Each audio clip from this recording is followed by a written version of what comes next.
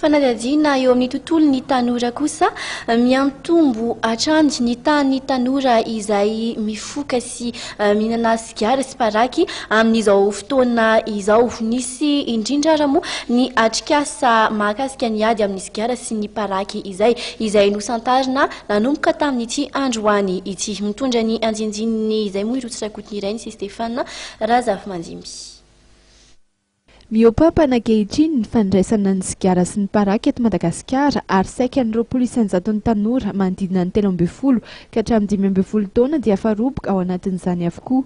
Ny anisan'ny mampiroborobo izany ka manano sarotra ny ady amin'ny fandraisana sigara sy ny paraky dia ny fisian'ny dopam-barotra tsy mivantana momba azy ireny.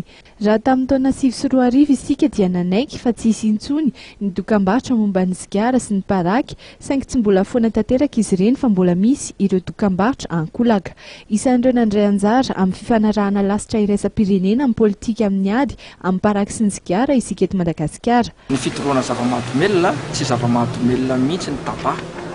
Tsy azontsika afangaro amin'ny rongony izy io satria samy hafa ny convention mifehy ny rongony zava-mahadomelina sy ny convention mifehy ny tabac. Raha zava-mahadomelina ny tabac dia mitovy amin'ny rongony izy amin'izay fotoana izay.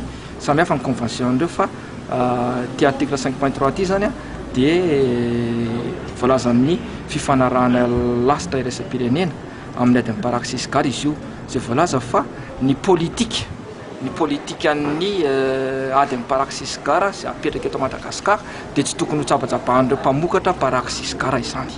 Nandritra ny fampahafantarana natao tao anatin'ny atrikasa momba ny ady amin'ny paraky sy ny sigara ary ny tsy tokony hidiran'ny orinasa mpamokatra ireny dia nilaza ny tompona andraikitra fa isan'ny nahitam-bokany amin'ny ady amin'ny sigara sy ny paraky ny fampiakarana ny vidin'izy ireny sy ny hetra mifanaraka amin'izany ka raha nahitana fiakaran'ny 10,000 ohatra ny vidin'ny sigara sy ny paraky dia nahatratra amin'ny 20,000 ny fiainan'ny mpanjifa azy ireny raha amin'ny tany andalam-pandrosoana toa an'i Madagasikara.